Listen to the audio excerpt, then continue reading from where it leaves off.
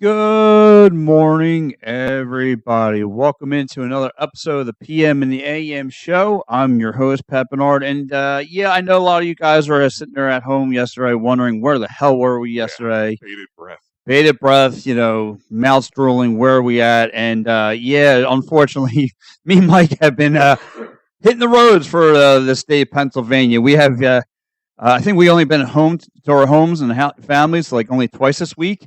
Literally. So this is like the first time we've been here in the new year to the studio. And but Mike, a lot of sports, of course, the Philadelphia sports landscape is always thrilling with action. But we have like a lot of talk. We have all three sports teams are going to be running today: Flyers, Sixers, and Eagles. But Mike, so I'm going to get right into this thing. To start off the beginning of the week. During a hockey game against the Penguins, the Flyers make a bold move by trading off one of their big time prospects who played very, very well in the, for Team America, if you would say. The Junior Classic. Junior Classic. And out the door he goes. He does not want to be in a Flyers jersey. Where do you go from there, Mike? How do you feel? And first of all, and good morning to you too, Al. Morning, boys. Morning, Pat. Morning, Al. I took it as, the success of the Flyers over the past probably 4 years or so, the way they've kind of went in a downward spiral, has kind of had a negative tone for kids probably wanting to come here. He probably wanted to go to a place where he knew he was going to be able to play and probably win. And I mean, granted, now he's in Anaheim, but if you look at Anaheim, Anaheim's got a nice young roster. What's up, Insanio? What's up, buddy? Yeah, we love plowing, buddy. We love to plow. Oh, he does that up in New England. Oh, really? Yeah, that's why he said my fellow snow plowers. Oh, okay. Now, what kind of plowing do you do? I'll wait for him to retort. I am actually going to. It is way too early for me. I'm sorry. But no, getting back to the Cutter Gunther situation. Now roads are wide loads. All right. Gunther Gutierrez. I always call him. I don't know. I'll start off on his name. Everybody says Gutierrez. It's Cutter Gunther. I call him Gunther, and that's it. He didn't want to be here. So I mean, I think the Flyers have. What's up, Steve? The Goody trade accurate to the rebuild. Accelerated. It's accelerated the rebuild. I'm sorry. I can't. I'm like you, Pat. I can't read this morning. So that changes from which morning to when? Yeah. See, when you sit in that seat, your Yeah. eyes. Yeah. And that's got to be it. yeah, Drops a it's, few it's, IQ when you sit in that seat and it's been long hours and you've been bopped around for all night. Yeah, that's what happens. You get plowed all night. Oh, you long. get This is plowed. what happens. No, Yeah, I was doing the plowing. Why? Yeah. Oh, I was doing the plowing. not me. But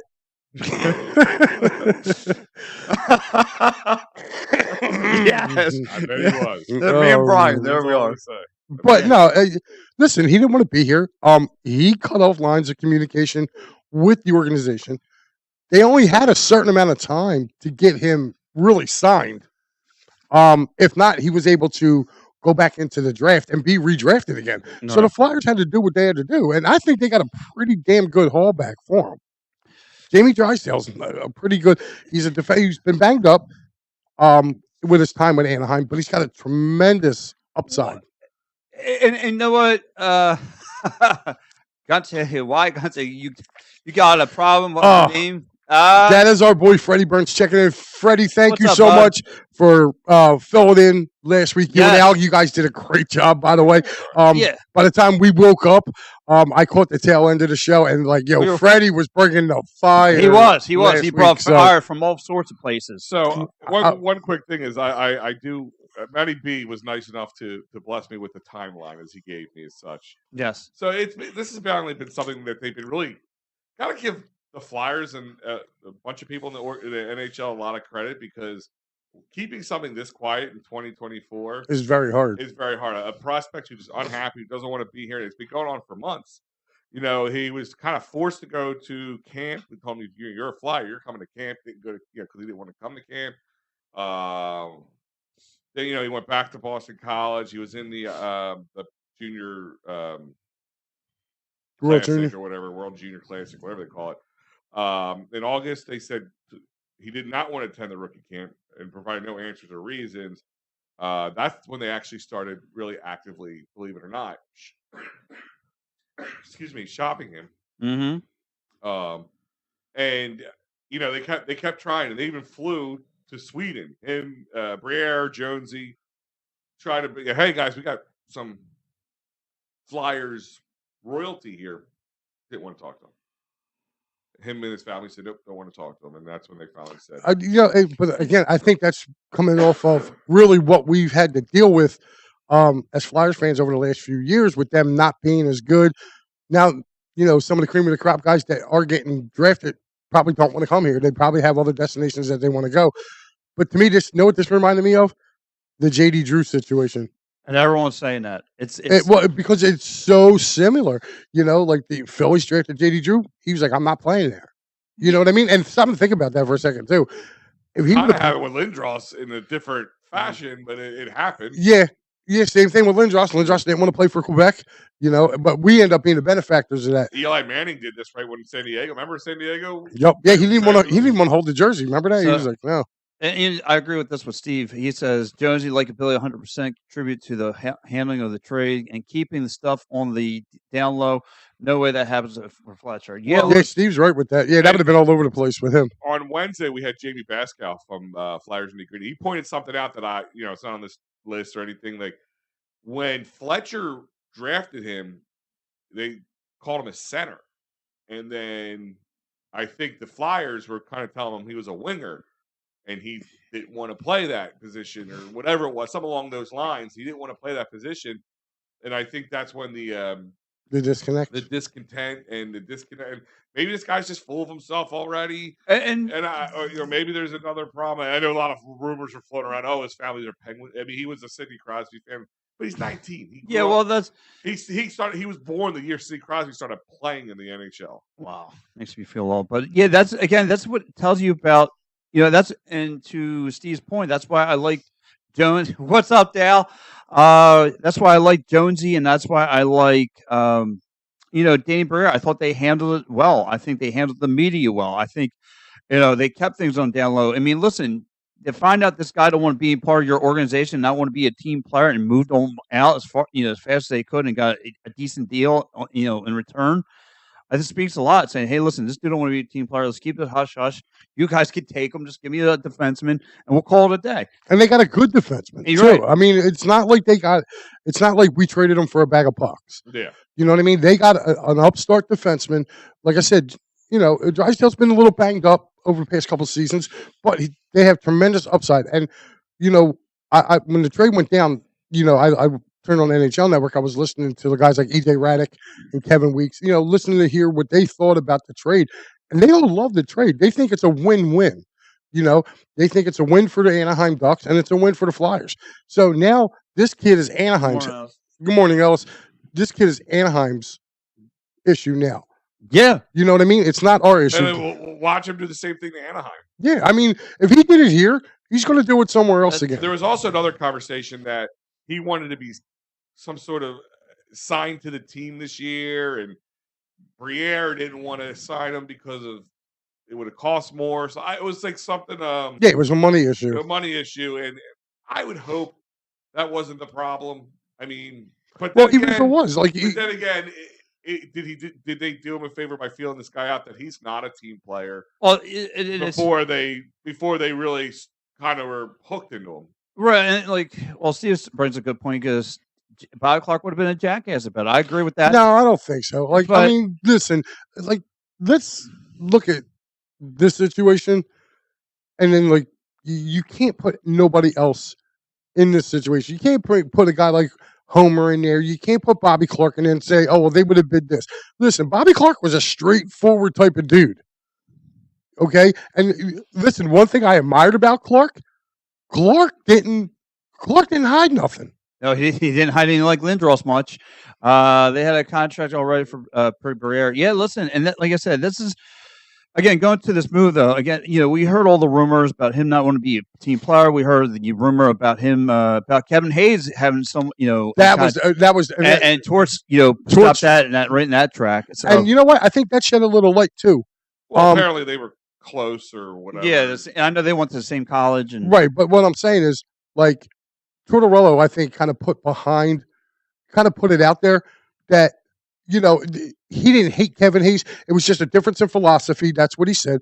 He said, but for you to go and write, I remember he looked right at the writer. He goes, for you to go and write that, he told this kid that he said was just asinine, which is the truth. Yeah. You know what I mean? That's I'm sorry. That's twice in the last week that a Philadelphia sports writer got caught out by a player or coach. Yeah. About what they wrote. Yeah. So again, I mean, so if anyone is watching the show, just tell us how you feel. I mean, the Flyers obviously made the right moves because prior to this, they went 7-9. They didn't have a good stretch. They were losing games tons, but again, Danny Briere just being a player first, and notice that this team's gray area was defense. It started to get rusted, started to have some. Freddie Burns said Hayes did the same exact thing when he was drafted. Mm-hmm. They start to show some fatigue, and again, I thought Danny Briere handled the media well. I thought he did everything fine. Listen, the Flyers organization, I have to give them credit. Yes. They the most professional throwing a person under the bus I have ever seen. And what I mean by that, like, not in a bad way, throw him under a bus. Like, he didn't want to be here, screw him, but like in a professional organization way. Yeah, like, in a manner. Like they didn't say, well, screw him, he didn't want to be here, we don't want him here. They one guy, somebody pitied him, like, oh, he's gonna learn the hard way. That wasn't a good idea. I feel bad for him. They pitied him. Danny Briere came out in intermission of a Flyers game and saw he could have waited till after the game. He could have waited till the next morning. Anything. He said, nope, we're going to go out and be like, the kid didn't want to be here. We weren't, we were losing daylight in this situation, so we had to act quickly. Yeah, I think Jonesy's comments really kind of struck. He was like, he didn't want to be a Flyer, and when you tell us you don't want to be a Flyer, we make sure that you're not a Flyer. Yeah. And like, to me, that was cut and dry. Like, to me, like, I'm glad they did that. If you don't want to be here, dude, kick rocks. Tell me that doesn't ripple through the locker room and the young kids. Yeah. Oh, hell yeah. Because now if you're looking at like so that went from the press box all the way down to that locker room. Yeah, that locker room was like, damn, they just took a number 1 draft pick and just sent him away because he didn't want to be here. Right. And just like Danny Briere said, though, he goes, he didn't want to be a Flyer. Can we do that with Mark Stahl? He said he don't want to be a Flyer. It's going to be tough for him to want to put that jersey, the orange and black, back on. But like you said, it is what it is. You're out, and good luck in Anaheim. That team hasn't been relevant since the movies. So, but anyway, but they got a good young core out there. Like Anaheim's going to be good. Yeah, I mean, look, we'll wait. That's a wait and see. But look, the Flyers have won 3 out of 4. Incendio said, if you're on your way out, if you don't want to be on the team has the right to bash the player on the way out. Listen, they didn't. Like, you could have, they could have. And you went kind of that Bobby Clark comment. Like, I could have seen during that time if he left it being a little bit less professional, more roasty. Yeah.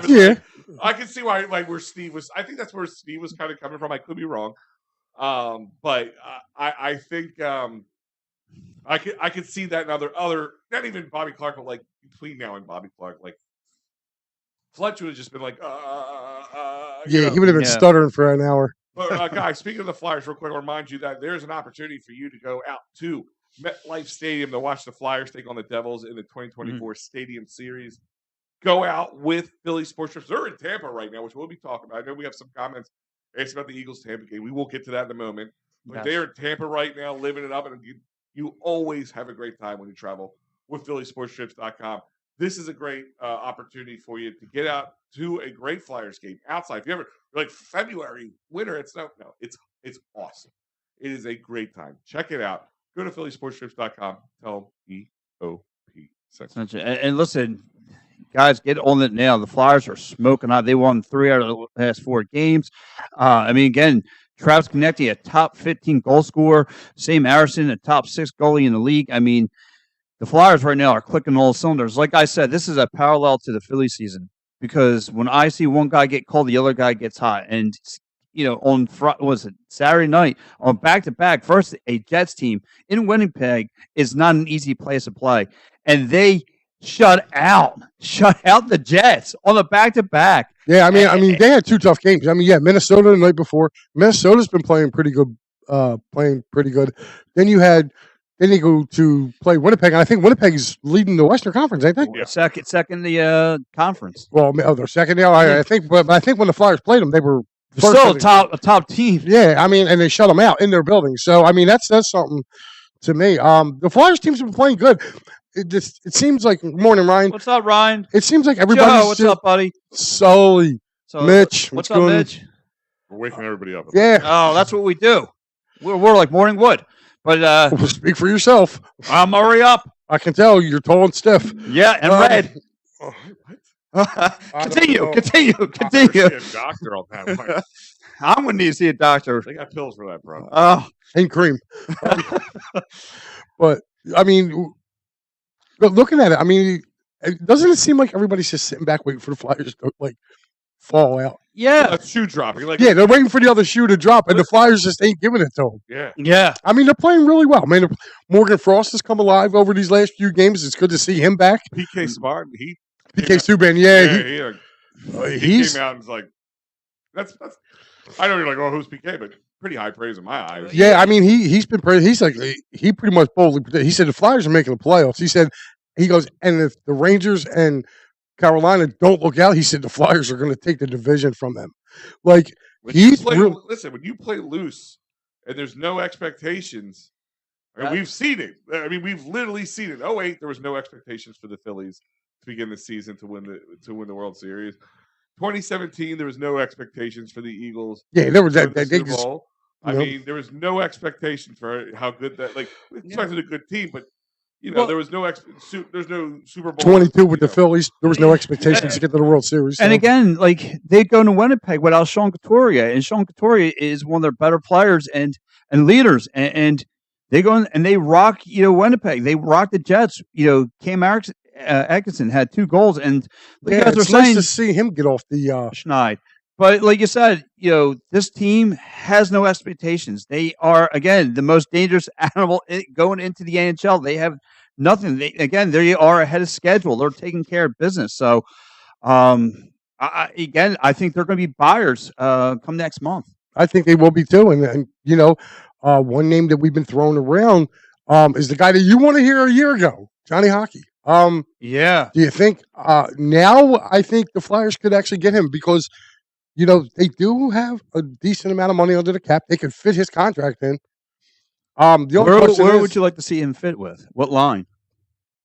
Oh, you would put him. Or what pairing? You would put him on the top line. I mean, I would imagine. If you're looking at it like that, I would put him on there with, I guess, Couturier and Konechny. Yeah. Now that would be a formidable top line if you're looking at it. But I mean, you could rotate. Just thinking of all the possibilities. If you add a Gaudreau, you could put him in with the young guys like Tyson Forrester and Oliver. I'm sorry. I was about to say Oliver Bunk, but not Oliver Bunk. Bobby Brink. Bobby Brink. I'm trying to think of the other. Owen Tippett. You can put him with Owen Tippett. It would be. I don't know, man. I just see I imagine Braveheart, scene with Jonesy and Breyer just saying steady. Like these guys are charging at him, and they're just like they're just taking one game at a time. Steady. Like we don't need to make. We're having some early success. We don't need to bungle it, and I love everything about that. I just have that. I have that feeling that's what's going to happen. I hope they make some. I would like to see some moves that only if it. I mean, they already made one technically that you brought a guy in for a guy who wasn't playing this year, who is currently playing. It could be a top defenseman for our team at one point in the future. Yeah. But it's like I just don't. To go get a Johnny Hockey is going to cost. It's going to cost a lot of prospects, and a lot of, and maybe. I don't think it's going to cost as much because number one, everybody knows that Columbus is trying to get rid of him. Everybody in the league knows it wasn't a good fit, and they're trying to offload him. So I don't think it's going to cost as much as people think it's going to cost to get him. It's kind of the opposite of what happened with the Cutter Gunther. Listen, I go back to the Carson Wentz trade. Everybody knew the Eagles were trying to offload him, but you still got a first round pick for him. All this stuff. So he's still a value of some sort. It's like, oh, I'm trying to get rid of this car. It's a high-end car. It's worth $50,000. I might not get $50,000 for it, but they're still going to get $40,000 to $45,000 for it. Right. You're still going to get value for it. You're not going to give it away for a bag of balls. No. So I my mean, point is, it's still going to cost more than other things would cost. Can I ask you guys a question? Going based off of Brad's question here. So if they make the playoffs, currently there's the 5th seed in the East. Now, would you guys be okay if they're a one and done to the playoffs? yeah. Do they have to make it to the second round? Because usually a one and done's usually the expectations. Listen, What's your expectations for this team? The expectations this year was a rebuild. We weren't sniffing the playoffs this year. So but let me ask you, Mike, has your expectations changed now? No, because it's still kind of almost the same team as a year ago, just subtracted Kevin Hayes and Provy. Kevin Hayes, Provy, and D'Angelo. Yeah. Okay. But if you look at the guys that they've added to this team, I just feel like their chemistry is better. They seem more of it like a team this year instead of just guys taking the ice. Yeah. You know what I'm saying? So, okay, if they get in, you just got to get to the dance. Once you get to the dance, anything can happen. True. I've seen 8 seeds knock off 1 seeds in the NHL happened playoffs. last year. Yeah. The Bruins team, it just kind of was flying high, and then they just smacked the wall. So, but you know what, Mike? Like I said, I love the Flyers. Again, Al, what's your expectation? Has it changed? Has it, them them being a contender? Do they have to be a buyer? Do they have to get past the first round? No, they can stay. They can stay in pat. I believe. I literally just said I take it. It warms my heart to see that we're not. Ooh, we got to go get Johnny Hockey, or ooh, we got to go make some big splashy move and bring somebody in and sell off a lot of our stuff that we just got to bring something else in. We're not content with what we want. We want more. We want more. Like, we went through going out this time last year saying, even though they're middle of the hockey season, that this team is 5 years away from being relevant, 3 years away from making any playoff push. Well, they really bucked the trend. I said buck. And so I'm not sitting there saying not to make a move, but I'm also sitting there saying to make a move. Just make the right move. Steve says with 5 games in a row with a power play goal, even has Matty B believing. Listen, Matty B. By the way, thank you to him. I had some internet issue. Like, literally, my internet went out in the middle of the game. My whole house is based off the internet. There's no cable or anything. Same. So he saved my bacon the other night. So I throw a little love. I had to bring up bacon. Now you got pets rolling. Yeah. Think it touches in. But yeah, I mean, that was one of the biggest things. Was I always say I wish the Flyers would just take one guy off the ice. They always seem to play better a man down than they do a man up. Yeah. I mean, it's like just take a guy off the ice and let him play. But that has to get that was one of the major holes this team had, and if they could fix it, we always said they could be a contender. They're going to be scary. Like Pat, you called it. You said that this team could be scary good. Like they're the jaw I'm throwing out. They are gritty. They are gritty. Yeah. That's like I said. That to me again. I just it's because we really analyze this team from the jump, and we start to realize this ain't your typical Flyers team. This is actually ran by what we looked into, actually guys with hockey knowledge, and they're not that Broad Street bull, and guys who've been around the league. That kind of pursued me. I'm like, this team's going, and they got rid of all the parts that they need. They made all the right adjustments. That's why I said, you know what, this team's going to be sneaky good. Now, being a 5th seed, I'm shocked about it. I was thinking they're going to hover around that 8 seed, 7 seed. But a 5 seed, 4 seed, and if they were playoff today, had the playoffs today, they would be locked up against the Hurricanes. And by the way, great game to watch if you're a hockey head. Hurricanes and Kings today. Ryan just wrote us a book. Yeah, here. Hey, Ryan, you want to start writing novels here? I'll break it down. I have a 2-part question for each of us to answer. You said, please give your answers. Of course, we want the Flyers to win, and that's all. But what style of play and system / identity do each one of you guys hope this Flyers become in the future? Let's start with that first part. I'll go first if you want me to. I mean, it's up to you guys. I mean, I think we're seeing that style and identity. what do we always say? Like in football, you gotta use the run to set up the pass. You gotta balance. Everything's balanced, and that was the one thing. The Flyers, one of the biggest critiques I could have for them over the last 20 to 30 years, but especially the last 20 years, probably 25 years, was they over course correct. The old ocean liner doesn't make 90-degree turns. Like, all right, well, we don't have enough speed. All right, let's just go get a bunch of speed guys. Well, we need more skill. All right, let's go get a bunch of skill guys. Oh, we need rough and tumble enforcers out there. Well, let's just go get a bunch of those guys. No, it's not just plug and play. You got to have a theme, a scheme, a system. And how do those rough and tumble guys? How do they work with the speed guy? What do they do? They slow the other guys down to give the speed guys there and allow the skill guys to get around them, allow them to put the puck on that. I mean, that was the one thing. If you also take another stat that people have kind of looked at past lately, yes, 5 power play goals is huge. But guess also look at the shots on goal differential for most of the game. Flyers are like doubling. And what's the old saying? Put the puck on net, right? Think good things will happen sooner or later. So that would be my thing. Find the identity is already there. And they're building it. Find the right pieces and meld them together so they work in harmony.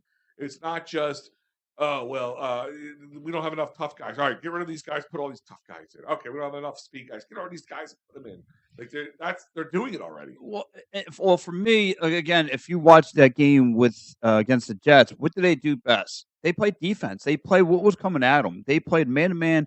They were stripping pucks out of the Jets' hands, and they were taking their shots. Like this isn't your typical dump and chase. Pass, and then do something stupid and it goes back the other way. No, they're taking their time, picking their shots. Someone's always by the net, getting the redirect, getting the reflection goals. Again, came Atkinson again, wide open, right in the middle of the right middle where there was spacing for him. He made it, made 2 great goals. He made that one. He got the power play goal of the reflection. Again, they are taking their time, making the right moves. And that's what I see from this team. So the identity to me is give what the defense is throwing at you. And their offense has just been clicking and making the right passes. Like you said, you don't have to chase down the big names and all that stuff. You don't have it's just this like, oh, that part doesn't work. I'm gonna rip it out. I'm gonna shove another part in. Like, it was just clunky. I guess clunky is a good word for it. It's not smooth. It's not fluid. And you got to look at all the hockey heads that are running this team, not just the Danny Briers, not just the Keith Joneses, but remember they also brought in Patrick Sharp. They also brought in and Leclerc, and they're bringing in some good quality hockey minds to work with this team. And again, they're ahead of schedule. Another like what was here? Let's look at Stevens. This is kind of goes what I'm about to say is. They always had the old school hockey guys, the Bobby, and again, I can understand why people were upset with the Bobby Clark, or in some ways, like, of course, because it was, we keep looking in the past, we're not looking at the future. Like, we used to be this, so we're going to go back to that. We want to go back to that Flyers brand of hockey. Well, it don't work anymore. So stop trying to look back, and you have Danny Briere, who's, when it comes to GMs and former Flyers, he's on the younger side. So he's played with guys closer to the age of the guys he played with who are currently playing. You got Jonesy, who has that first part knowledge of just hockey players can see talent, understand talent, and then but also played a generation before that. And then you got other guys in the organization who played generation. So now you're getting you're taking the best of the best, like little pieces of each, and you're finding a way to make those puzzle pieces fit correctly. All right. I'm going to answer what was his name? Ryan's question. I think the Flyers are built from the goaltender out, if you're taking a look at it, because, what was our problem for many years? We couldn't get a guy to stop the puck. Angry Ink, good morning. Go Packers, go. We're going to get into that. Yes. But now they have not one, but 2 solid goaltenders. And guess what? The Flyers are proving another myth wrong, too, that you can have 2 goaltenders and be good. And both of them be good. Okay? Now you go from the goaltending. Now you're going to the defense. The defense is head and shoulders better than it was a year ago. Correct. And we finally got rid of some stiffs. Yes. Justin Braun is finally out of here. Okay, the new Justin Braun. That wasn't your favorite player? Is Mark Stahl. Mark Stahl needs to join. He's my new. He's this year's Justin Braun for me. He's the new Zamboni driver. So and now then you go in and you move up to the forwards. Now you got these young wingers and centermen that are just really, really helping out the Flyers this year, like a Tyson Forrester, like Owen Tippett, like Farabee. I still consider Farabee young. Is a lot of people have been getting on him, but I just feel like he's going to be all right. He's going to get his points. Same thing, Morgan Frost. Okay, Bobby Brink has been excellent. Delorier, he's been playing a hell of a game. His game style. I mean, he's dropping the gloves now with all the big boys. Yeah, he's our goon. Yeah, I mean, he's our goon, but I mean, listen, he also puts the puck in the net. Yeah. So I mean, I like what this team is, and they're never out of a game. Go back. Have they been blown? I think they were blown out one time, and what was it? That Anaheim game? Well, it was the game Matty B went to. Believe it or not, when he got honored. Well, they struggled against the Penguins. It was a back-to-back. Yeah, Matty B. Cursed it. Well, so I mean, listen, the Penguins. I mean, yeah, okay, the Penguins got them. But, I mean, look at the 2 games previous against Pittsburgh. I mean, Flyers beat them once in overtime, and then the Flyers shellacked them. Listen, in hockey, it's just like baseball in my eyes. Yeah, you're going to have those off nights. Any team can beat any team at any moment, and you have a bad night or something like that. It can happen. Look at the Kraken. The Kraken couldn't beat nobody, and then all of a sudden they beat the Flyers, and then beat and then they beat Vegas. Yeah, in the Winter Classic. So Angry Ann already got his Drysdale jersey. Nice. But yeah, and I agree, Mike. This team is built from goalie on out. So again, you have 2 good goalies. You have a solid defense that's in front of them. Again, they made the right adjustments, bring in another defenseman in here, and then you have some forwards who can play and wingers. So today they are going to see, however, their former Flyer Kevin Hayes alongside that Rob Thomas, who leads that team with 16 goals, 28 assists. But the Blues are banged up. Matter of fact, I think if we were in St. Louis today, the tickets are as low as $13. So anyone who's listening to this show and out in St. Louis, go ahead to the Flyers game because reasonable seating is for you. But anyway, and you can go to sherrystickets.com. Yeah. Doesn't matter if you're in St. Louis. You can do it there. You can do it here. It doesn't matter. You go to sherrystickets.com. Family owned and operated since 1946. Sports, concerts, theater, you name it, they got it. Like I said, if you're out there, $15, maybe get them even less. Sherry'sTickets.com and use that promo code EOP10. That's right. EOP10 will save you 10% off at Sherry'sTickets.com. Sports, concerts, theaters, you name it, no hidden fees. The price you see on the screen will be the price you pay. Great prices and an additional 10% off by using that great promo code. EOP10. That's right. EOP10 will save you 10% off at Sherry'sTickets.com. So, guys, let me ask you, though, before we roll into the Sixers convo, I mean, the Flyers are taking care of the Western, the contenders. However, against the Eastern ones, the Penguins, the Rangers, the Islanders, the Hurricanes, what's it going to take for this team to get over that hump? Well, I think they've handled Pittsburgh pretty well. I mean, the Pittsburgh probably won't be there. But I'll tell you what, Carolina, they've held their own with Carolina. We only had a small sample size with the Rangers. We play them twice, I think. Once. Right. So I mean, it hasn't been. We haven't seen them that many times. Led by Peter Laviolette. Oh, you know how Lavi is. He'll get that team to the Cup final, but But I don't think. I'm looking at it like this. I mean, the Rangers had a hell of a lead on the Flyers, and I think as of 2 days ago, they're up 2 points. The Rangers. They're up like 2 points on the Flyers. It's literally. There's 3 teams, and there's a point. I think they had 54. It was like 54 points. The Flyers were at 53 or 52, and Carolina was wedged in between them. The Rangers, I'm not going to say that they fell or anything, but they lost a lot. They at one point had like 12 points over second place when we weren't even in second place. Right, exactly. They are now sitting at 56 points. The Hurricanes are at 53 points, and we're at 52. And we're at 52, right. But it was 54 the other day. It was like 54, 53, and 52. 4 points between 3 teams. I mean, if you look think about this for a second, though, guys. The Flyers are at 53 points. We're not even at the halfway mark of the season. Yeah. So and listen, 10 points separates everybody but one team in this whole division. Right, that's what I'm saying. So everybody's playing everybody really well. So it's like division. It's going to be a fist fight, Pat. It's going to be a fist fight. Yeah, it is. It's a tight sphincter race to the playoffs.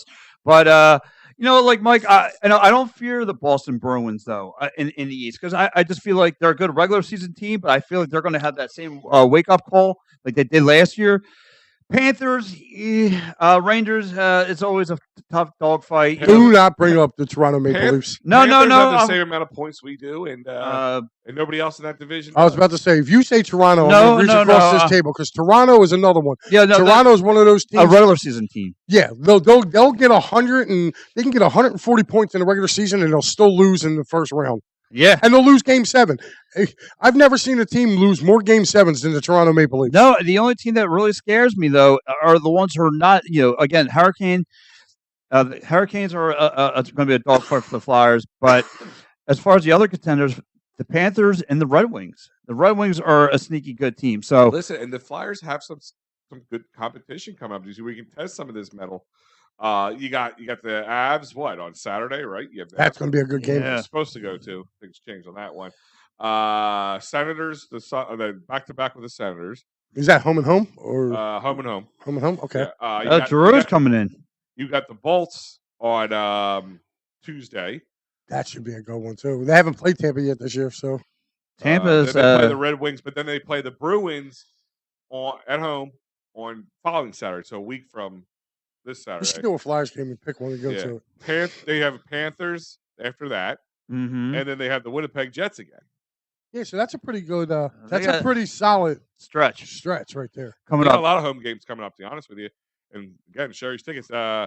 In the next 1, 2, 3, 4, 5, 6, 7, 8, 9, 10 games, 2 of them are away. Wow. So look, I guess that's what Tampa and the Red Wings and the Panthers. Okay. Yeah. So Mike, what's your final outlook? Heading in St. Louis against the Blues today. I think the Flyers get a dub tonight. Think they get a dub? I think they get a dub. They tonight. keep the good times rolling. Yeah, they keep this good time rolling. Yeah, I think they get a dub. Like you said, St. Louis is banged up. Yeah. So who's going to come out? Who's going to be your player of the game? I'm going to say Tyson Forrester. No, I'm sorry. I'll take that back. Owen Tippett. Love Angry Ant. Yes. I want to know who's my bar. Look, my hair. Dude, this is what you call 7 days. I don't know how old you are, but have you ever heard of the Floby? That's all I have to say. You're old enough to know. You're old enough to understand. Hey, Angry Ant. Look, this is what you call 8 days of serving the Commonwealth. Why do you think I wear that? Why do you think I wear a hat? Yeah. So listen, Brad 70 degrees. Drysdale's amazing addition to the Philadelphia Flyers. And let's see, fellas. Thank you, Packers. Let's go, Eagles. Yeah, listen. Mad Mike checking in. Yeah. Flyers haven't played a true season team yet. Like that's not true. Oh, you see, he's got a smile. Yeah. But listen, Friday, a man who had ice in his veins and throwing fire out of his hands, Tobias Harris, Mike's guy with 37 points. I think that's why Dice has been sick for the past 3 weeks. I think this is why Mitchie Poo has been sick. First of all, and I got to give close to the trade deadline. That's exactly what it is. Yeah, I got to. First of all, I got to give Mitchie Boo his credit. Boo, Poo, whatever you want to call him. I don't know if it's worth Boo or Poo, but yeah. But listen, my man did a solo show Friday night, holding it down. Did a great job.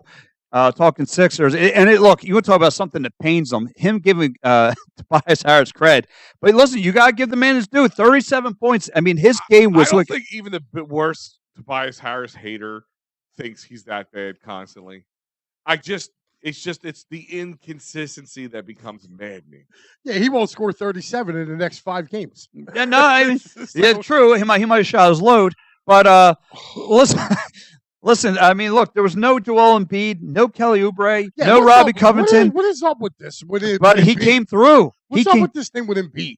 Like, what is it in his contract now? He's got to take off, 25 games a year? Have you seen him? He's banged up. Oh, come on. You see his knee? He's wobbling. My God. He looks like me on a Wednesday morning. No, he looks like you on a Sunday morning. No, I'm serious. Like, I mean, this dude, this is why I want to get rid of him. Like, I don't care. Like, yeah, he's the MVP. Yeah, get our team past the second round, then you can come talk to me. Yeah, listen, he played, like I said, he played very, very well. And I'm going to allude to something you just said there. But, listen, I got to give Tobias Harris credit. I mean, he was on fire, cooking guys, one-on-one. he had that nice spin around. He jump was shot. feeling it. He was, wide open catch and shoot. I mean, finding guys in blocks, He's going to find assists. a way of a new contract. That's what he was feeling. No, listen. He was like NBA. Remember the game NBA Jam? After you got your third shot in a row, you were on fire. On fire. Yeah, man, that was Tobias, Listen, man. Again, he's a good player. It's his contract that always makes people like wishy-washy on him. Yeah, but I know. That's why I never understood the hate for him because, to be honest with you, in the postseason, he's one of the guys that actually show up for this team. Again, it's consistent. There's times he will disappear in those same. Yeah, listen, he'll find himself in the back of a milk carton, but then there's times he's again he's out there waving. Jam. He's out there waving in front of the house. But then again, he kind of like Mike's point though. I gotta try to come up with it. He needs like Plan B in the back of his brain. Like, all right, is Joel Embiid going to be on tonight's floor or not? I gotta know what the game plans. And sometimes what I heard in previous days, Brett Brown wouldn't know whether Joel Embiid is going to be eligible to play within 10 minutes. So again, it's like, all right, let me find Plan B. So again, he looked very good, and Wade could just control the game. And like I said, Tobias Harris, I think he had like 21, 22 points. And the bench has been so solid. Mo Bamba, B-ball Paul, just Mo Bamba. just blocking shots. Just stealing. Have come up with some great steals, and that's what you need the complimentary from the bench because there's days, man. There's this bench that gives you ugats. Well, I'll tell you what, they got a pretty tough test tonight. I mean, they got the Rockets at 1 o'clock. The Rockets. That's right. It's the matinee today. I forgot MLK. Yeah. Harris was on fire against the JV team. I want to say that about the Kings. Kings, number 5, one of the top good defensive teams. I mean, I'm looking at the schedule right now. I just want to know. I lost my internet at that time, so I didn't see that post game. How much crow was he eating? Was it hard to hear him talk about Tobias Harris? Oh my gosh, dude! Mitch had to find his favorite brand of pizza, and he couldn't do that. Steve, this is the spot on Toby Bryant Copperfield because that is what it is. He could look like the best, and then he could disappear into the night. Yep. Yeah, he can. So, but I mean, like I said, though, you got to give the guy credit for Friday's game. Just like I said, just an absolute performance. Just a catch and shoot, just dropping it. He was just on fire. Like I said, ice in his veins, fire of his hands. Again, hitting threes. Just cooking people in the paint, just being the one-on-one, defenders that were coming at him. Just remarkable the way he played, and he deserves tons of credit, and hopefully he could bring that same momentum today against his Houston Rockets. So again, guys, if you don't have your tickets, go to sherryticketstown.com, get your tickets, go down to South Philly, and go. Yeah, I mean, we got a pretty decent lineup here. I mean, today, I'm just looking at the local sports scene that's going on today. I mean, you got Sixers, Rockets at 1 o'clock. You got Nova and Marquette playing at 2:30 for all you college basketball nuts. And then you got the Flyers at 8 o'clock. And at 8:15, you got the Birds and Bucs. Yeah, so it looks if the Eagles are causing you stress, you just flip on the Flyers. What time is the Steelers-Bills game? That's 4. At right? 4:30. Yeah. 4:30. By the way, I know, guys, there's a lot of people asking like football questions. We are going to get to that. Yeah, just a couple minutes. So, again, Al, what's your take on Tobias? Is kind of going off, and are you just like you said, or is this the same routine because he doesn't want to get traded? He's trying to make a last scene at the All-Star break. He is the Dallas Cowboys of this Sixers team, like in the sense, like it's the same old routine. It really is the same routine. They can look really good, especially against weaker opponents, and they do well when need to be until really needed to be. Like, you know what I mean? They will step up at times and do well. And then when it comes down to it, he's not going to be your number one. You know what I mean? It is what it is. He's going to let you down in the end a little bit, and maybe Mitch was right. What did he say? He's going to. Here it is. He's going to score below 10 against the Rockets. Maybe. I mean, just maybe. Like I said, it always seems to be trade talks. Conversations about he goes off. He is just the man. Yeah. But as soon as those things quiet down, we start praising him. Well, he's going to have to bring his perimeter game today because there's going to be no D'Anthony Milton. Again, no Robbie Covington, and Embiid is questionable. So he's probably going to be on men's restrictions. And then you have coming in for that Houston Rockets team that's averaging like 17 points is Fred VanVleet. You have Jalen Green. I butcher his name all the time, but their center, he's a pretty decent young prospect kid. He's dropped like 21 points. As of yesterday, Embiid was a full participant in Sunday's practice. He's hopeful that he'll be returning today against the Rockets. You might as well just sit him. Yeah, I mean, at this point, you just sit him till Tuesday. But again, I think why not sit him till like May? I mean, really, like a mummy. What's the difference? What? No, because he won't show up by then. They're still listing it as a sprained ankle, and I think somebody was asking that, Steven. Is it official JoJo injury? Is it really an LCL? I mean, it's a sprained ankle. Banged up. They're saying that normally these kind of injuries could take a few weeks to heal. Yeah, they're just trying to put him in bubble wrap. I mean, for God's sake, dude, enough already with this dude. He spends more time on the injury list / other list than any other basketball player in the world. I'm not defending him. Hold on, time out. Big man. I don't care. So was Karl Anthony Towns. You don't see him taking games off and load management. Like, give me a break with this dude. Mike, he's hurt. Did you see him lately? He's wobbling. I know he's hurt. He broke his face 3 times in the postseason. Well, that's a different story. That's a different story. But this guy's a guy like him having ankle and knee and hip injuries it's gonna happen. I'm saying every time you sit there and go, just watching that big man do what he does is amazing. Yeah, it's like the mileage ticker on your car. Yeah, but he pulls up on the 3-point line and shoots. To kind of segue into the Birds. You know who he reminds me of?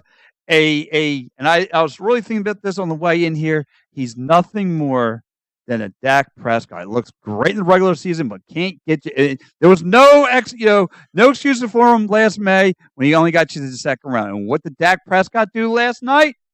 He's a great regular season player. He looked, but yesterday, that was the most. If I'm a Cowboys fan, I am thoroughly embarrassed. How are you 16-0 at home from last year? That makes sense.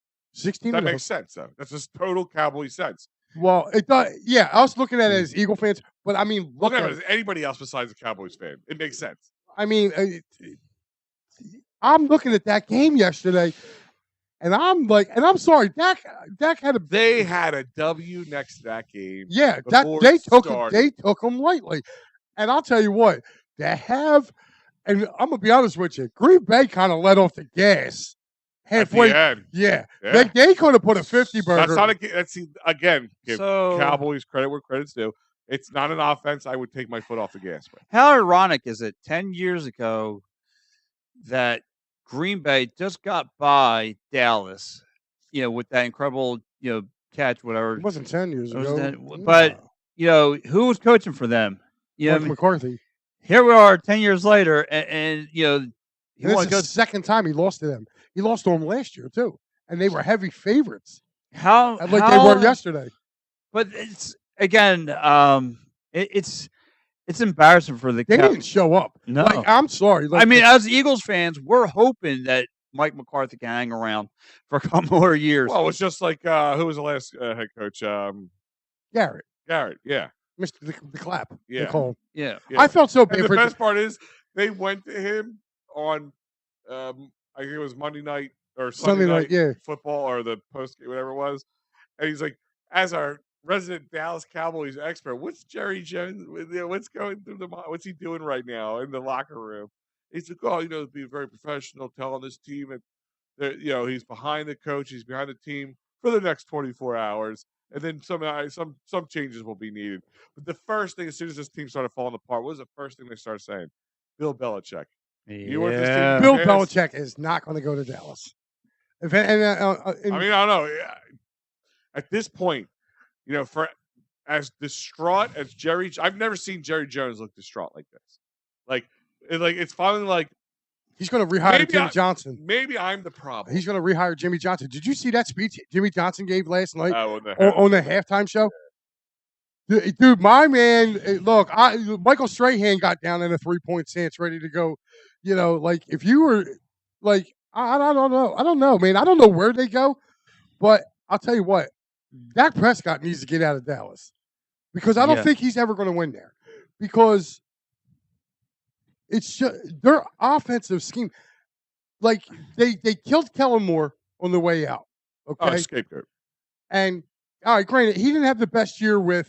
I wasn't a huge Kellen Moore fan either. Right, he didn't have the best year with San Diego, but I mean, if I'm looking at it, they got a lot. You had the number one offense in the league, and you got steamrolled at home. Now, granted, the defense didn't show up, and I'll tell you what. You want to talk about somebody laying a blueprint on how to smack that Dallas defense around? The Packers put it out there yesterday.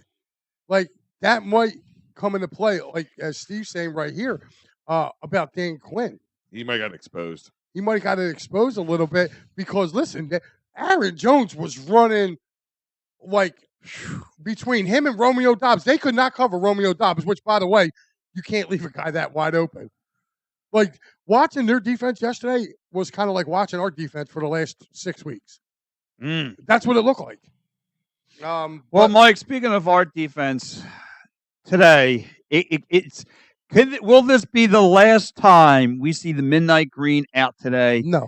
I mean, is this going to be the last time we see the birds until September? I mean, Mike, how are you truly feeling? No. I am more confident. And Mike, and it's weird because the win. Like last was year, it the win last? Was the Cowboys lost? No, it has nothing to do with it.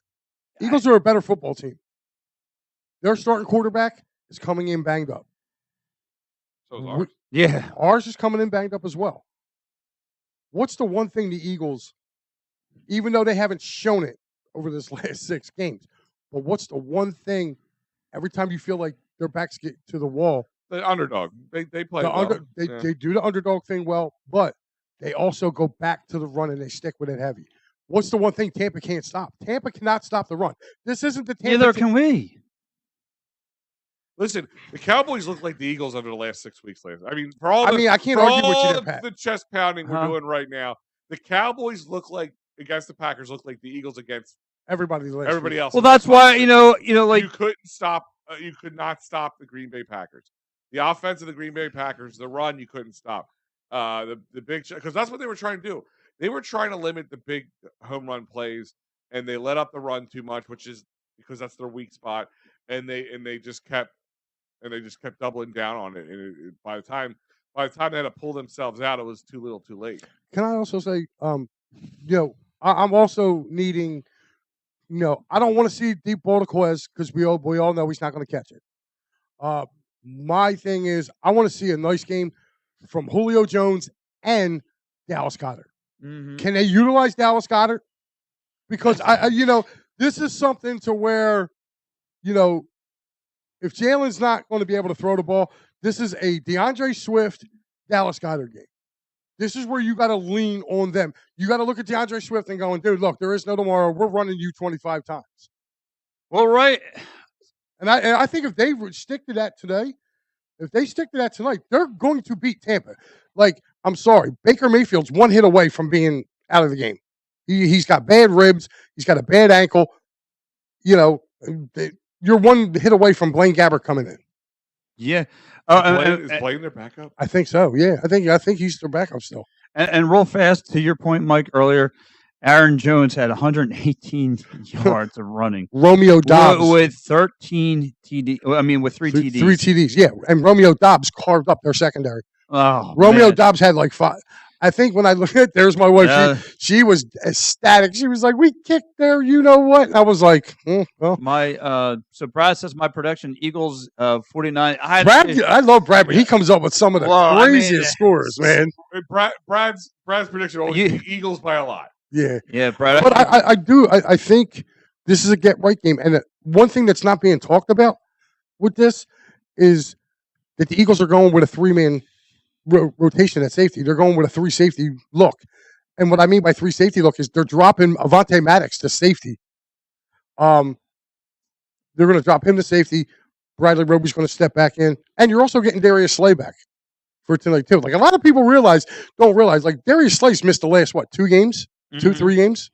At least 3. At least 3 games. So, yeah. What if Matt Patricia becomes 3 games? Yes. Yeah, so he's been out, really, the last 3 weeks. So if you take a look at it, you can pretty much kind of like I don't look at it as something, that I think the defense will be better because they'll be on the field.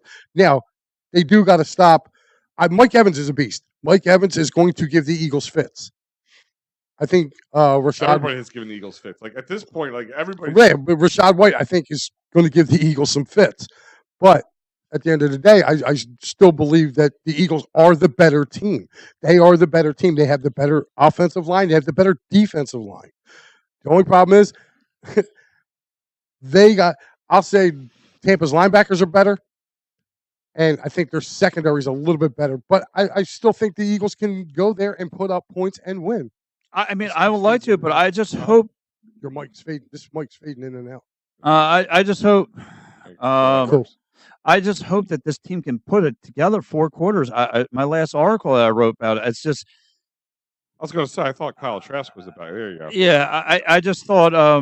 I just think I need to see this team put together 4 quarters. I mean, I don't even know if they can put a half together a game. I just don't know. Well, I mean, their offense to me. I mean, their offense has gotten better as far as the play calling. From my opinion, I thought. Now, listen. Granted, I was working during the Giants game, so I didn't really get to see it. But you didn't miss much.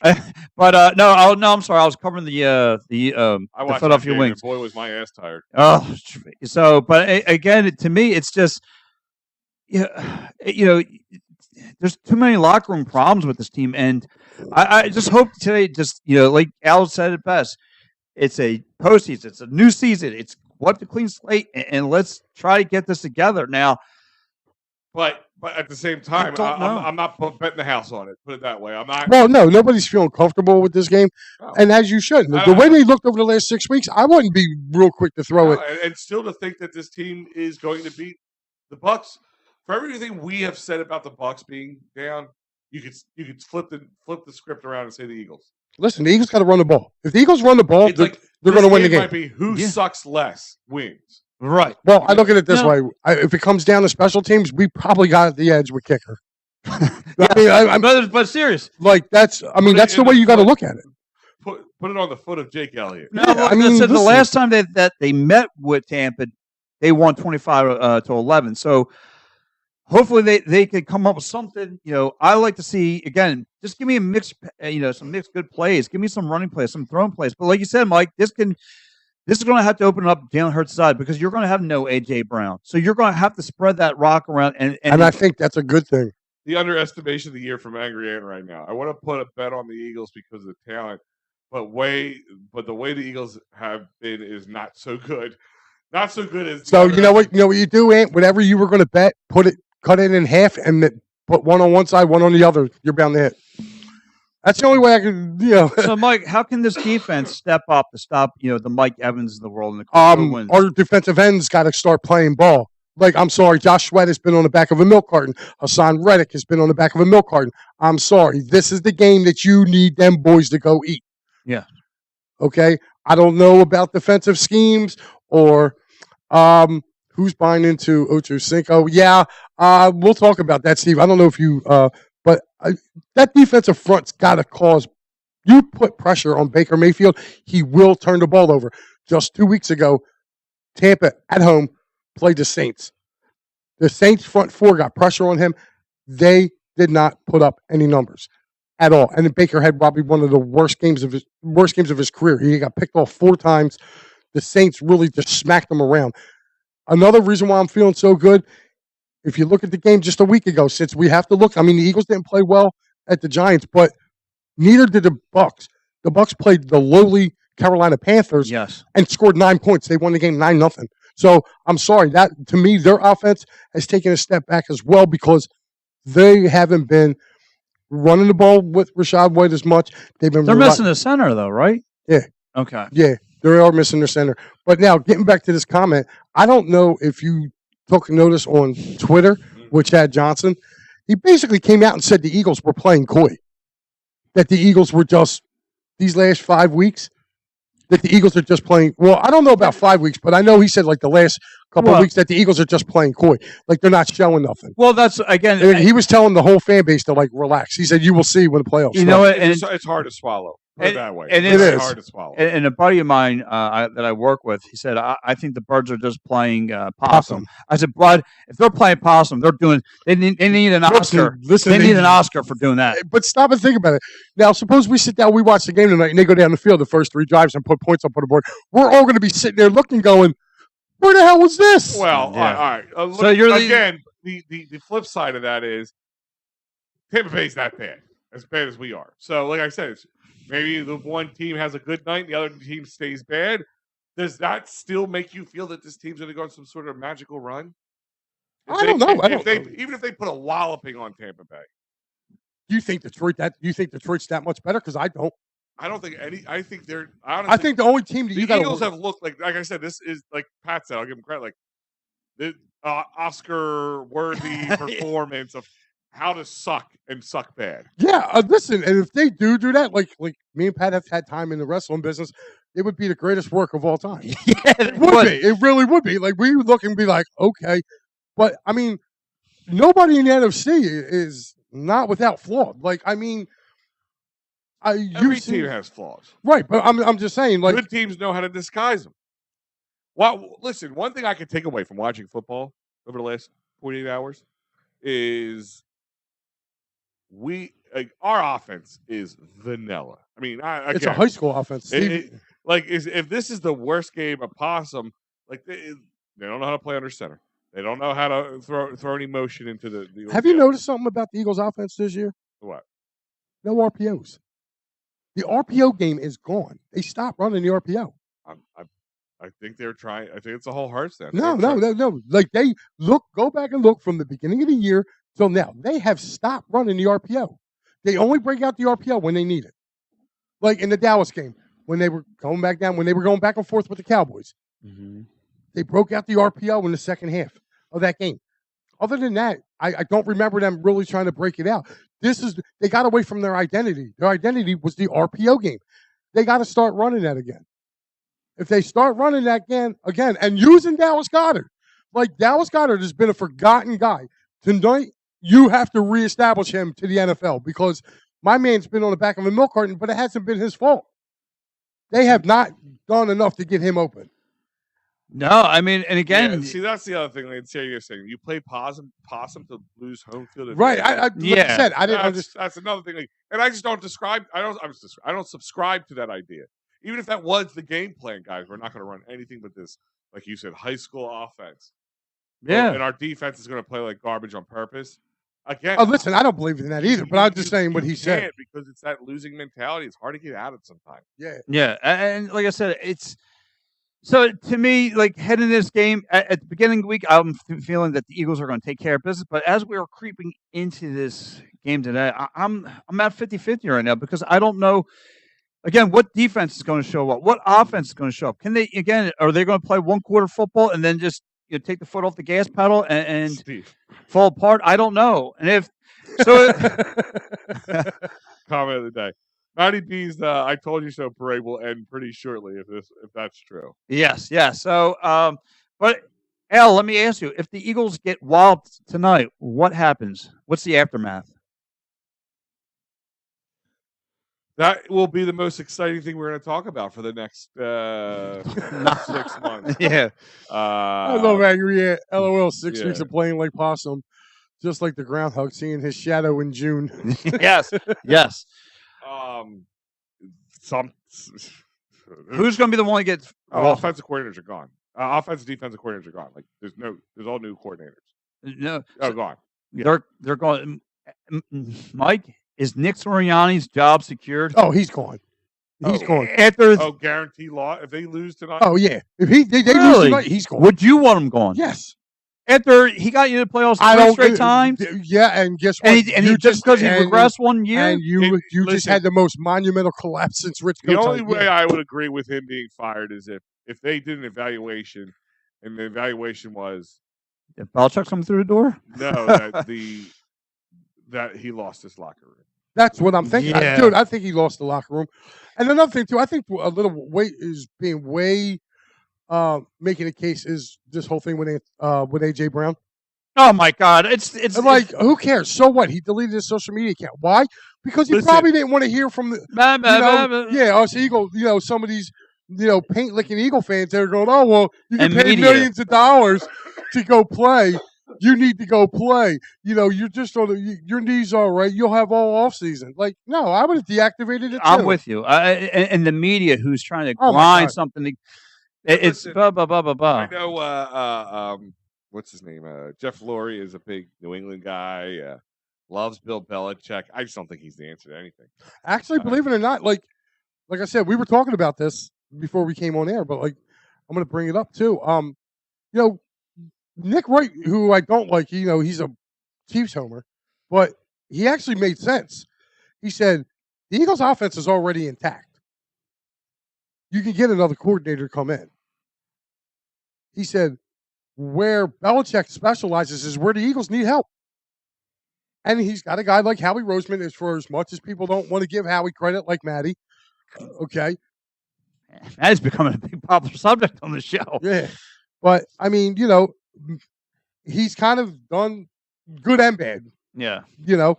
But that's his forte. Like, he was a linebackers coach. So, all those many years ago with the Giants, before he became defensive coordinator, he was a linebackers coach when he first started. So, Belichick knows how to come in and coach those roles. Now, do I see the Eagles hiring Belichick? No. The guy I want, who I want here, honestly? I want Eric Bieniemy. Like, he's the forgotten guy in all. Yeah, but isn't he going to be the Commanders' next guy?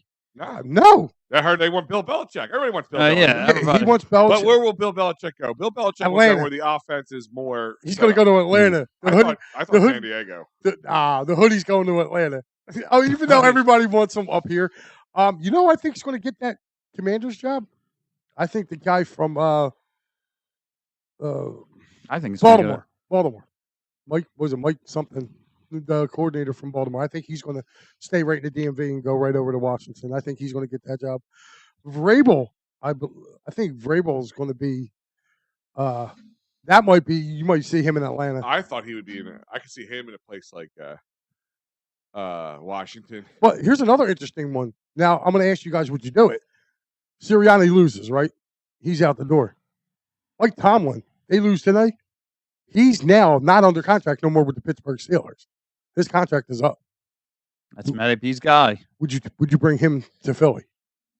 Because I would. I would. Like you said, don't change that DMV. Just come on over. Yeah. Take a quick flight, an hour. Come on over. Brian Flores. What's that? Brian Flores. What about him? I'd rather have him. Isn't he listed there? OC? DC. DC, I mean. He's the DC for Minnesota. He was with Pittsburgh. Yeah. He left Pittsburgh to go become defensive coordinator. Yeah. But I think I wouldn't bring Brian Flores in as a head coach. I think he's a great defensive mind, but I wouldn't bring him in as a head. I think Tomlin would be a great new scenery. I think I would take Tomlin in a heartbeat. You know what I mean? Because at least now you're gonna run the ball. You're gonna run the ball, and again, he's another guy can build defense from back up. I mean, but is there something to be said that they don't want those big names? That they don't want to Bill Belichick? They don't want. Oh, the Eagles want somebody that they can control. That's why, I wouldn't be. I don't think Sirianni's gone.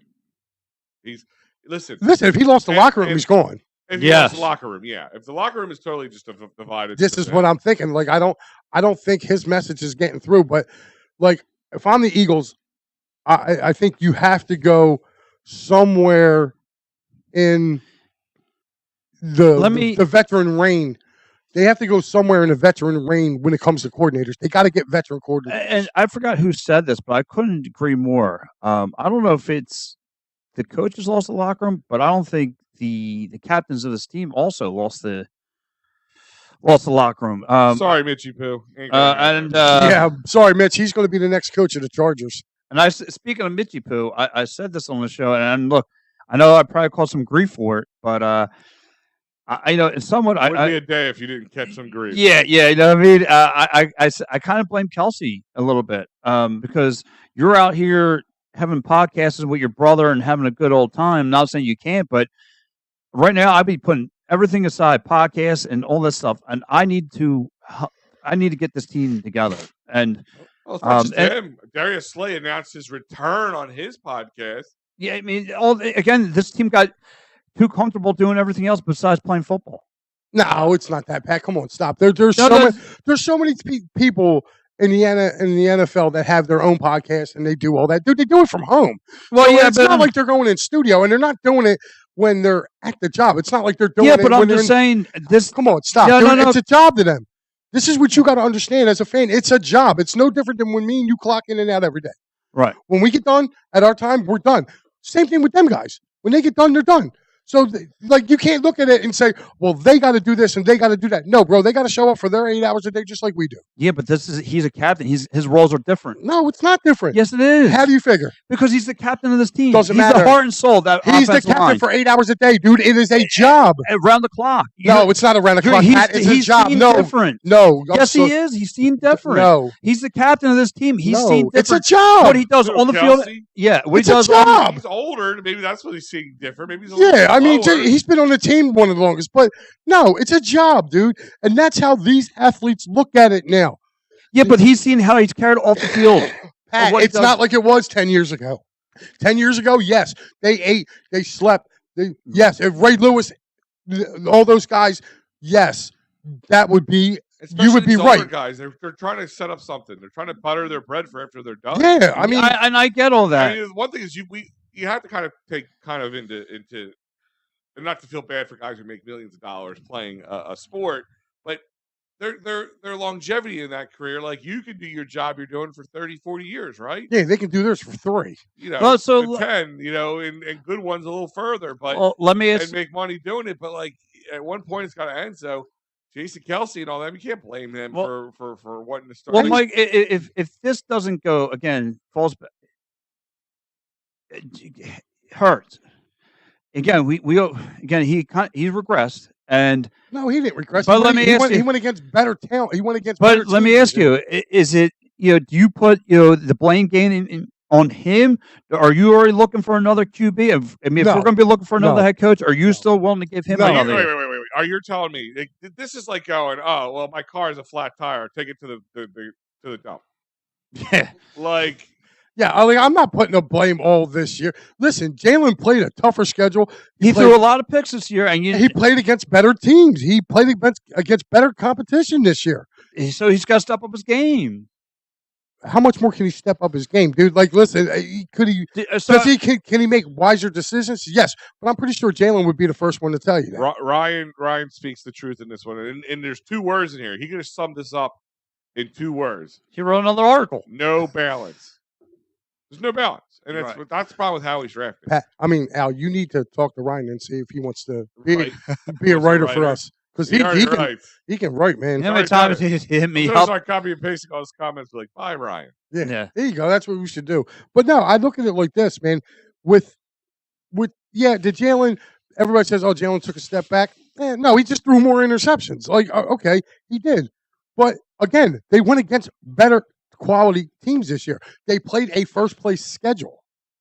Okay, they had everybody says a 6-week gauntlet. Dude, they had like an 8 or 9 week gauntlet. If you count back to the Miami game, you know what I mean? Like the only one that we thought that wouldn't be nothing was the Washington, but they ended up playing 2 close games against Washington.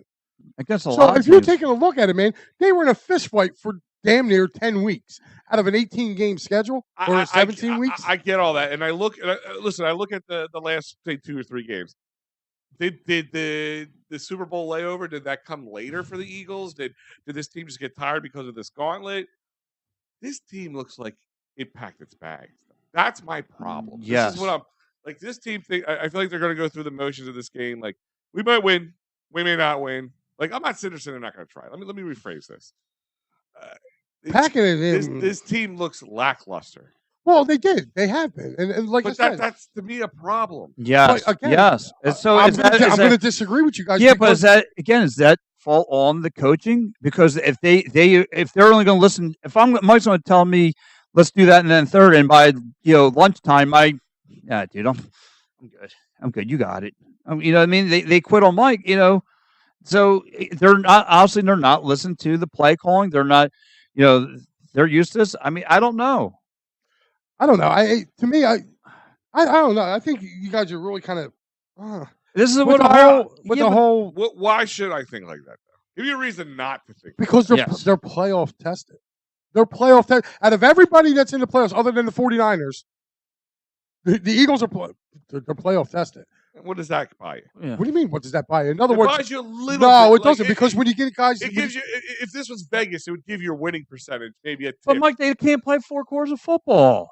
No team has played 4 quarters of football. No, they can't. No, everyone else can. They can. They can. No, they can't. Who struggles against Green Bay played 4 quarters of really good No, they football. just jumped out to a really big lead. If you look late in that game, too, Dallas started coming back on that. We're talking about we could hang with the Lions.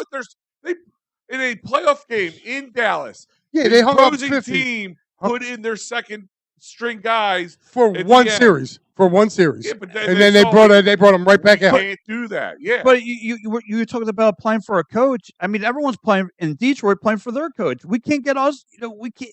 Again, what did I say on the dude? Stop. I want you to think about something. That was the first home game they had in 30 years. Yeah. That place was rocking. Yeah, right, rocking to the T. They beat the Rams by a point. They beat the Rams. They got lucky to get out of there. Yeah, they got lucky to get out of there. I watched the whole game, dude. They got lucky to get out of there. Both teams had listen. Both teams, yeah. I mean, the Rams. There were some calls that were right, and I'm going to give it to the Rams too. The most scariest team in the postseason this year was the Rams. They were the scariest team. Like I'm kind of glad that they didn't win because if the Eagles did win, they would be coming here next week. And I'll tell you what, that team, for as much as people want to say, they went on the road, played Baltimore, and lost in overtime to Baltimore. And went to San Francisco with Carson Wentz, by the way, and beat the Niners team in San Francisco. So I don't. This whole thing of whether the Eagles can turn it around, I'm sorry, but when the lights get a little bright, certain teams are not going to know how to deflect that light. The Eagles know how to deflect that light. That's all I'm saying. They've been there before. Alex, that's what I'm saying. That gives you an upper hand, but not the complete upper hand. Like it's really hard for me to see anybody. I don't care if the Eagles or whoever be as bad as they've been over the last 4 or 5 weeks, especially the last 4 weeks, and flip some sort of switch. I mean, listen, it's really but Al, like you said this though. I mean, it's I'm like no, right? It's like, but this is the play, and so like again, but this is it's a whole new season now.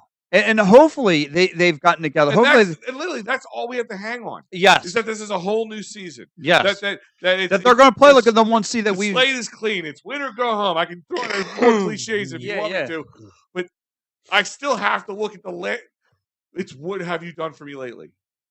And lately's been bad. Yes, like you're losing bad to bad teams. Take the Giants' first game, not the last time we played them. You can kind of play a little bit with that one, whatever you want to say. But the first one on Christmas, when they barely beat them, that tells me a lot about this team. Like, it's just look out. That was the best they can perform over 4 or 5 weeks. But here's the thing, though. And this is what you guys ain't taking into account either. When it comes to the NFC teams, the Eagles got their best shot from everybody this year. The Eagles were the measuring stick going into this year. So they got everybody's best shot. That Cardinals game, that was Jonathan Gannon's Super Bowl, man. That was his Super Bowl. Plain and simple. When the Niners came here, that was their Super Bowl. That was their revenge. Like, to me, the games with Dallas, we always, for some odd reason, we play always a tough, close game here, and then we get blown out down there. I don't know what the hell's the difference between, but it's the same team. I don't know why we always split with them, but we do. The Giants, okay. Again, maybe they might have been playing again. I don't take the last game. Yeah, but Mike, I hear the conversation, but I mean, that to me was hit rock bottoms when you lost to the Cardinals. You didn't hit rock bottom, dude. You had a coach who coached here whose main goal was to come back here and win. Now, granted, the Eagles beat themselves that game. You said it yourself in your own post. You said Nick Sirianni got out-coached. He did, but the Eagles also beat themselves. They, instead of doing they were running the ball. They were running the ball effectively. They stopped running the ball and started throwing. That's why instead of scoring a touchdown late in that game, they ended up kicking a field goal. this is why I'm saying they got out coached. And they had poor tackling. But they did. Yeah. James Conner ran all over them. Yes. He did. And they made Kyler Murray look like an all-star. You have offensive lines that were mediocre at best. Most of them are lower. Like the Giants' offensive line. Yeah, I don't get that. I don't get how they did. And you're letting teams run 150, 200 yards on you like it's nothing. Right. That last game, you could just. And that goes back. That's where I push back here on everything. It's like I want to listen. I want to be wrong. Like I don't know. Yes, I'm with you. I want to walk in here on Sunday morning and go. You know what, Mike? You pass him a stogie. Here's a donut and a coffee, my friend. I would like to give this to you. Make it glazed. Yeah. Never mind, Pat. Yeah. Pat just got all gooey. Yeah, he just got glazed.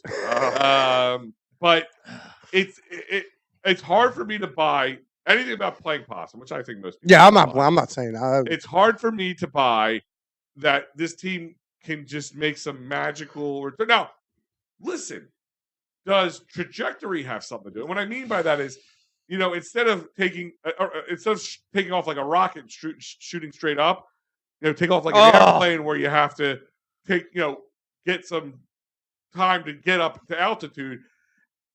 Is this the best path for them? Yeah, you're playing the worst. Next to us, the worst team in the playoffs that you can play right now is Tampa Bay Buccaneers. So does this help them get their juices back flowing, get themselves their heads right? I just don't see how it makes them turn 180 because that's how bad they've been playing. Not one game, not 2 games, not 3 games, not 4 games.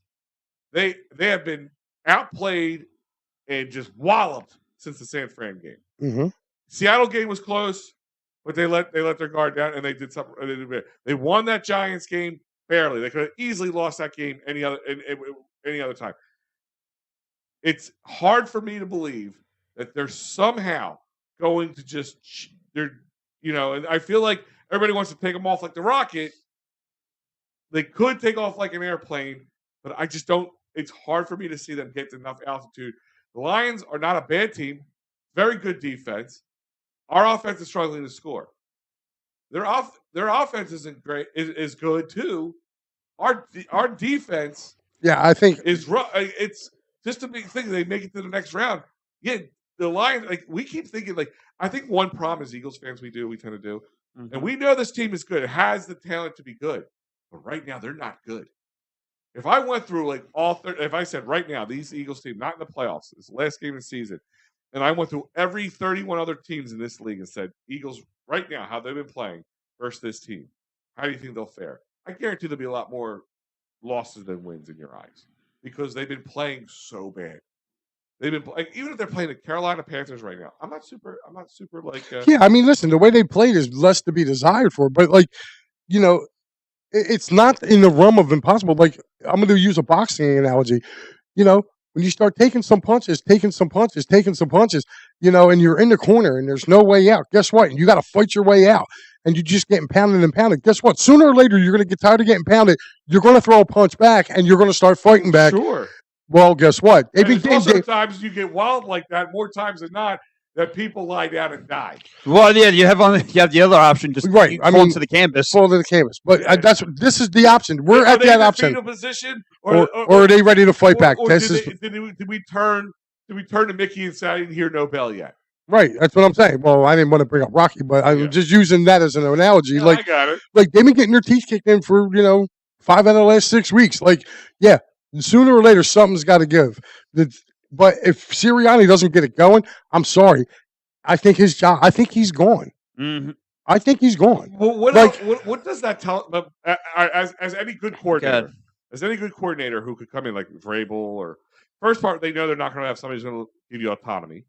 Number 2, you just fired a guy who lost the locker room, but he lost the locker room. I get it, but like everybody gets but hold on. You let Doug Peterson go, who went to the Super Bowl. Okay, because he wanted more power than what they wanted to give him. So they got rid of him. They got another guy in here who has gone to the playoffs every year he's been here in 3 years. Super Bowl, but lost the 1 year. And now in the playoffs and lost the team. Yeah, if you lose the team, I'm sorry. That's what It doesn't matter what you. If you're a head coach and you lose your locker room, you don't deserve to be the coach of that team anymore. There is no rebuilding that. It's either you get rid of the players or you get rid of the coach. Guess what? They're going to get rid of the coach. They're not going to get rid of the talent because the talent is what's going to bring people here. Want to come here? Of any clout. Of any clout, it's going to be whoever they offer a job to. Like, that's a part of this business. Why do you think Belichick is out of New England? Because he finally lost the locker room. They didn't want to play for him anymore. Yeah, but I agree. But this comes all back to Howie. It does. I mean, because look, within Jesus, here he goes. No, because look, you look at this though. In 1 year, you stripped your defensive coordinator of his duties and gave it to somebody else.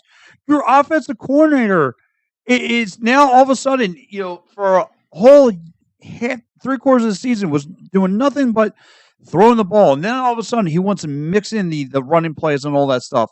And now all of a sudden, and if he's going to be out, and if you decide to move on from your head coach, because Mike, you do bring up a reason why you should move on, because in sports, once you lose your locker room and no one's paying attention, why are you here? So, but then if you lose your head coach, it's like Donnie Brasco. Well, who vowed for this head coach? In 3 years, a guy got you to the playoffs, and you're already quitting on him. They need, in order Nick. So what do they need, Pat? Tell me what they need for Nick Sirianni to salvage his season, to salvage his job. It's him winning this week isn't going to. No, you're right. Him winning this week, if they win this, it'll raise an eyebrow. It'll raise an eyebrow, especially if they get playing. But you got to take a look at this. There's too much stuff coming out of that Eagles locker room. Right, and again, to me, this it depends. Like if you get crushed by the Niners and all that stuff, and then you might have to move on. But I'm not even worried about getting crushed by the Niners. If the Eagles make the NFC Championship, I'll put it like this. He deserves another year, but if they go 0-4 into next season, you're out. Yeah, I mean, listen, you're out. You know how hard it is to get back to a Super Bowl? Like, it's really hard to get back to a Super Bowl. And I'll just use Cincinnati from a year ago. Cincinnati got to the divisional round last year after representing the AFC in the Super Bowl. So, I mean, that does happen. Like, but if the Eagles go to the NFC title game and they lose to the 49ers, then they lose to the Niners. But you can't really use that excuse. I mean, the Chiefs rocked the Dolphins yesterday. Okay. Well, the Eagles, if the Eagles lose today and you move on. Oh, no, if the Eagles lose today, he needs to be fired. Right. He needs to be fired. And I'm not worried about, like. But that's your GM pushing the panic button. No, it's not him pushing the panic button. How can you bring him back? Answer me. If he loses the locker room, how can you bring him back? But he's not pushing the panic button. He's got to do what he's got to do to save his locker room. He has talent, especially on the offensive side of the ball. I believe the defensive talent that we do have is young. You're going to get guys. So wait, Mike, you're talking about both sides. No, I'm not. Yes, you are, because you're okay with the GM.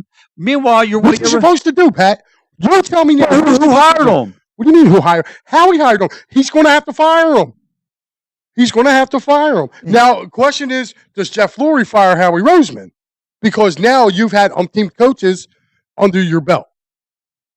Yeah. So, I mean, the leash gets a little tighter around Howie's neck, too. Right. Because now he's responsible. But to say that Howie doesn't have or has not earned the right, again, I know this will probably go against Matty B. He'll probably chime in or say something about this, but I'm sorry. He's deserved the right to, pick the next coach if he decides to let go. Right. Okay? He has done what he could do to try to build this team. Right. So, anyways, look, man, we got a lot going on today. Again, all three, four if you count Nova, will be playing today. You got Sixers at 1 o'clock against the Houston Rockets. You got Nova. Marquette, 2:30. 2:30. You have Flyers at 8, Eagles at 8. So if the Eagles are, just causing you gray hair, just flip over to Flyers. You know what I mean? Flyers and Blues. So again, hopefully all three Philadelphia sports teams can get a dub. But guys, Mike, what is what's the meal? Probably Wawa, because we'll probably be working. Yeah. So I'm not I just got a phone call, so I'm gonna have to take that in a little bit. But guys, Al, you got the post game show tonight. God bless you. It's you and Joey, right? Yep, it's me and Joey Marks. But tonight, pregame will be at 6 with Dibes, Ryan, Mitch, and LJ. Then, of course, halftime with Dibes and Shane. And then, of course, postgame right now is me and Joey Marks. So it could be a funeral march or it could be some sort of new excitement. We don't know. We don't know. All right, guys. Well, listen, Al, we got to go because we're actually getting phone calls right now as we speak. So for Pat Bernard, I'm Mike Lauer. We'll see you guys next week. See you.